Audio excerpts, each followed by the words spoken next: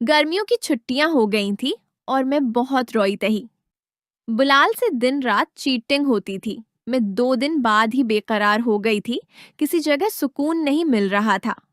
शकीला अपने गार्ड से डेली मुलाकात कर रही थी। 5 रोज बाद में घर से भाग जाना चाहती थी। बिलाल भी बहुत बेताब था। इसे भी मुझसे प्यार हो गया था और हम वक्त ऑनलाइन होकर मुझसे बातें कर रहा था। बिलाल ने आहद कर लिया था कि वो शादी सिर्फ मुझसे करेगा। ये मेरे लिए बहुत बड़ी खुशखबरी थी, क्योंकि उस दुनिया में बिलाल सबसे अजीज तर था और बिलाल के सिवा मुझे कुछ नजर नहीं आता था। लेकिन मेरे साथ बिलाल के भी बहुत से मसाइल थे और हम शादी करके मोहब्बत को परवान नहीं चढ़ा सकते थे। हम दोनों बच्चे थे और जज्बात में आगे बढ़ते जा रहे थे। हम किसी से कोई बात शेयर नहीं कर रहे थे और अपनी मर्जी के फैसलों की तरफ बढ़ रहे थे। एक रोज बिलाल बोला, नाजिया, हम लोग मीरज कर लेते हैं। मैंने पूछा तो बोला, बस जिस दिन मेरे हाथ ज्यादा पैसे लग गए, हम दोनों यहाँ से भाग जाएंगे। बहुत दौर गांव में मेरा दोस्त रहता है, बस वहां जाकर शादी करके अपनी अलग सी जिंदगी गुजारेंगे। मैंने बिला सोचे समझे उसे हाँ कर दी। कराची जैसे बड़े शहर में जिंदगी गुजारते हुए मैं उस शहर से बाहर कभी नहीं गई थी और टीवी ड्रामों में गांव की जिंदगी मुझे बहुत अच्छी लगती थी।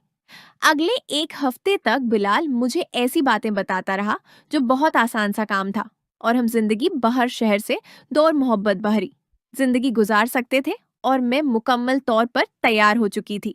उस घर की कोई चीज थी कि अम्मी अबू भी मुझे अच्छे नहीं लगते थे। मुझे बिलाल से आखिरी बार मिले 15 रोज से ज्यादा गुजर चुके थे और मैं बहुत बेताब थी। अब बहुत दिनों से मुझे उसमें खुराक नहीं मिली थी और मैं बहुत बेचैन थी। मैं जल्द से जल्द बिलाल के साथ जाना चाहती थी। बिलाल के पास इतने पैसे नहीं थे। वो कहता था कि इतने पैसे लाजमी हूं कि हम उस बस्ती में अपना मकान ले सकें। मकान खरीदने के अलावा क्या करना है और जिंदगी कैसे गुजारेंगे, हम दोनों को मालूम नहीं था। बिलाल मुतमईन था कि उसका दोस्त असद उसके लिए सब कुछ करेगा। असद कराची में ही कुछ उर्सा कबल किसी फैक्ट्री में जॉब करता था और बिलाल के मोहल्ले में ही एक कराने के क्वार्टर में रहायश पजीर रबा था। अब कुछ उर्सा कबल से वो गांव चला गया था और वहीं कोई कारोबार करता था। मैं बेदिली से घर के कामों में मसरूफ था। अलमारी से कुछ सामान निकालते हुए मेरा दिल एकदम उछल पड़ा। अलमारी के दराज में पड़ी सारी रकम मेरी दस्तरस में होती थी। मैंने दराज खोल के देखा।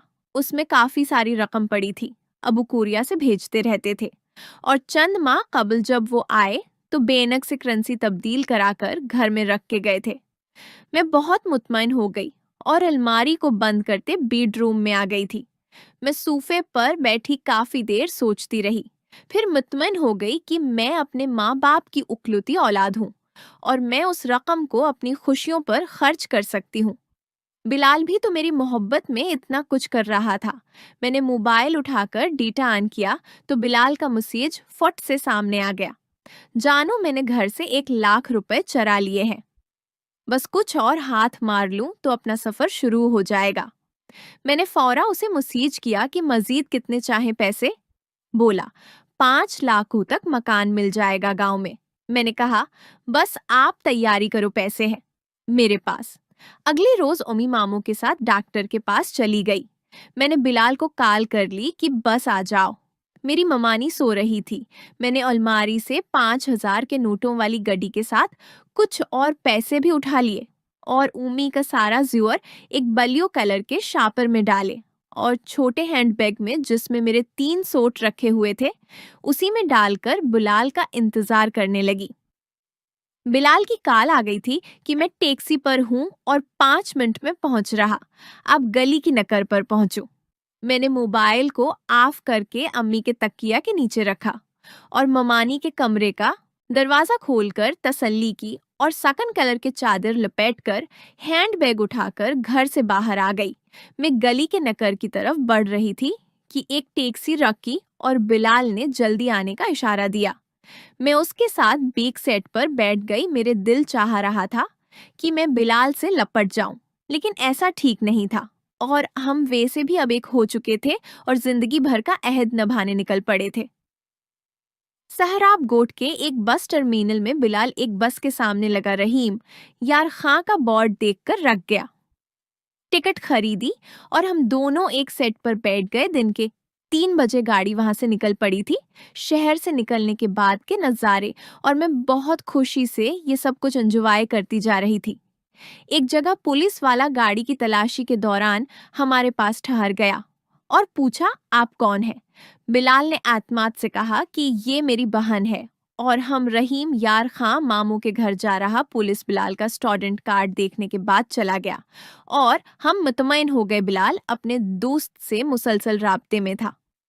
बिलाल के पास नया मोबाइल फोन देखकर मैंने पूछा तो बताया ये कुछ दिन पहला लिया है और उसकी सम भी उसी दोस्त के नाम पर है और दोस्त से उस नंबर से बात करता हूँ। अपना मोबाइल मैंने बंद करके छिपा दिया है।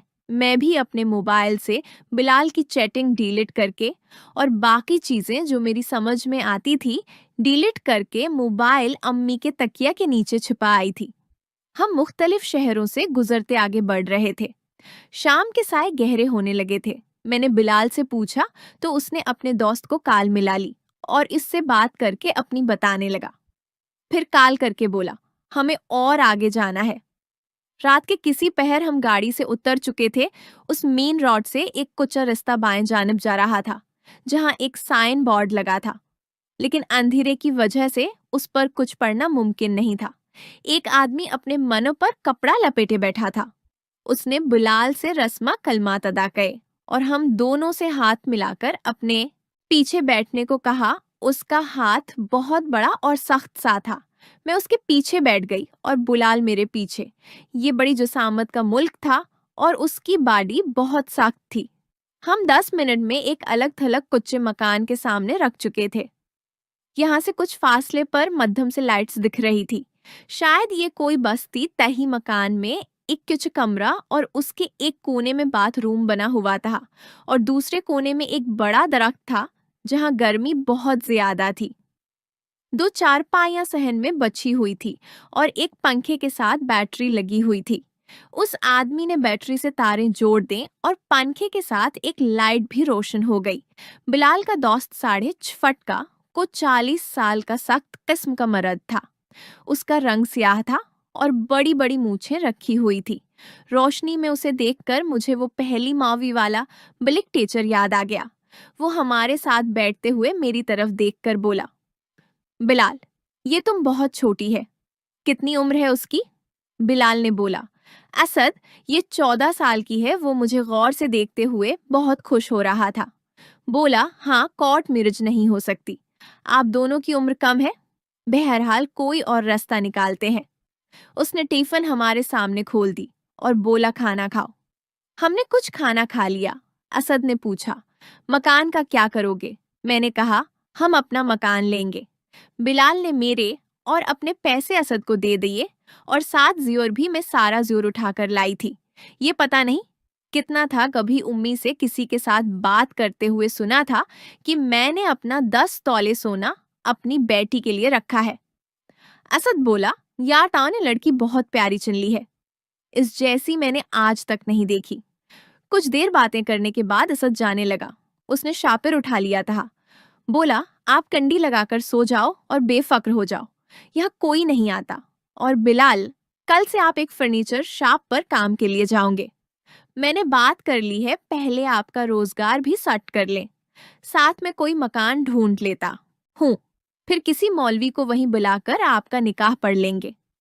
इसद चला गया था और हम प्यार में गम होते गए। पंप चलाया था जिससे मेरे कुंधे में दर्द होने लगा था। 8 बजे असद आ गया था। वो नाश्ता साथ लाया था। बिलाल भी नहा कर आ गया था। इसद की निगाहें मुझे अपने वजूद पर चपती महसूस हो रही थी।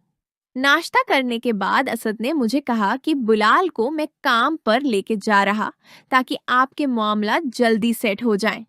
आपने इतना बड़ा काम कर लिया, अब वापस भी नहीं जा सकते कि तुम दोनों को मार डालेंगे और नई जिंदगी के लिए थोड़ी मेहनत करनी पड़ती। मेरे साथ बिलाल भी खामोश रहा और कुछ गमज़दा था। पहर असद बिलाल को साथ लेकर चला गया और इस लकड़ी के छोटे गेट के आगे ताला लगा गए। मैं उस बड़े दरख्त के नीचे चारपाई पर बैठी बहुत कुछ सोच रही थी, लेकिन क्या सोच रही मुझे याद नहीं। कोई 1 घंटे बाद घर का दरवाजा खुला और असद मोटरसाइकिल समेत अंदर आ गया। उसने मेन दरवाजे को बंद कर दिया और संजीदा चेहरे के साथ मेरे पास आकर बैठ गया। बोला, परेशान तो नहीं हो? मैंने मुस्कुराने की कोशिश के साथ कहा, नहीं अंकल। बोला, ओह हाँ अंकल, नहीं हूँ। मैं बिलाल मेरा दोस्त है और आप भी मेरी दोस्त हो। मैंने बिलाल का पूछा तो बोला वो अब काम करेगा। आपने एक बच्चे पर इतना बड़ा एतमाद करके गलती की है। बहरहाल अब आपके पास दूसरा रास्ता नहीं है। इज्जत चारपाई पर लेटते हुए बोला, जरा मुझे टांगें दबा दो। मेरे दिमाग में हथौड़े जैसा वार हुआ, लेकिन मैं समझ गई थी कि बिलाल का दोस्त किस तरह बिलाल की दोस्ती निभाना चाहता है। मेरे पास कोई रास्ता नहीं था।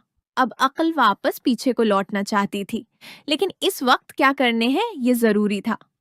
इसद उठते हुए बोला, अंदर चलते हैं कमरे में। वो चारपाई उठाकर अंदर चला गया और मुझे भी बुला लिया। मैं लरजते बदन के साथ गहरी सोचों में अंदर जाने लगी। दूसरी तरफ मेरे दिमाग की स्क्रीन पर पहली बालिग टीचर वाली मूवी भी चलने लगी थी। फिर असद ने मुलाकात की अपने मामूल के मुताबिक नहाती थी। वो सुबह आते हुए कुछ चीजें लाया था जो हमने 2 बजे कहा लें थी। इस 4 बजे ये कहते हुए चला गया कि मैं आपके लिए सिलेंडर बर्तन और कुछ दूसरी चीजें लेकर आता हूँ और आपके लिए एक मकान देखने भी जाना है। असद के जाने के बाद मैं मायूस से अंदाज में कभा लेट जाती और कभी उस सहन में टहलने लगती थी। मैंने एक बार सोचा कि बिलाल को सब बता दूंगी, लेकिन फिर उस इरादी को तर्क कर दिया कि अगर उसके बताने के बाद अगर कोई मसला बन गया तो हम कहाँ जाएंगे। मुझे अम्मी का सच्चा प्यार भी बहुत सतारुबा था। मेरे दिल में आया कि मैं यहाँ से भाग जाऊं और मम्मी से बस माफी मांग लूंगी, लेकिन यहाँ से किधर जाना है और कैसे जाना है मैं नहीं जानती थी। शाम के फौरन बाद बिलाल और असद आ गए थे। वो बहुत सा सामान और कहाना बही साथ लाए थे। बिलाल बहुत मायूस और थका हुआ था। रात 10 बजे तक असद बातें करता रहा, फिर वो चला गया। बिलाल मेरे साथ लेट गया और बोला, जानो बहुत थक गया हूँ, काम बहुत मुश्किल है। मैंने कहा, बिलाल मुश्किल है तो नहीं करो, बस अद्धर घर में रहो। बोला, नहीं जानो, जो हमने उसको इतना आसान समझ लिया है ऐसा नहीं है। अब नई और इन देखी जिंदगी को सीखना पड़ेगा। यहाँ के अलावा हम कहीं के नहीं हैं। वो बातें करता सो गया था और मुझे भी नींद आ गई थी। मेरे वजूद का दर्द कुछ ठीक हो चुका था, लेकिन उठने की हिम्मत बाकी नहीं थी। धूप दरख्त के ऊपरी हिस्से तक आ चुकी थी। बिलाल को मैंने जगा दिया और खुद बाथरूम चली गई। मैंने अपने लाए हुए कपड़ों में से एक सूट निकाल के पहन लिया। बिलाल को भी एक पींट शर्ट निकाल दी। हम बातें कर रहे थे कि असद चाय का थर्मास और पराठे लेकर आ गया। नाश्ते के बाद वो बिलाल को लेकर चला गया और 20 मिनट बाद ही वापस आ गया। मेरा वजूद कांपने लगा। वो खाने की कुछ चीजों के साथ एक शापर में दूध भी लाया था। मुझे बोला, एक गिलास दूधा गर्म कर दो। मैंने बर्तनों का शापर खोला और एक बर्तन निकाल का मैं दूध गर्म किया और गिलास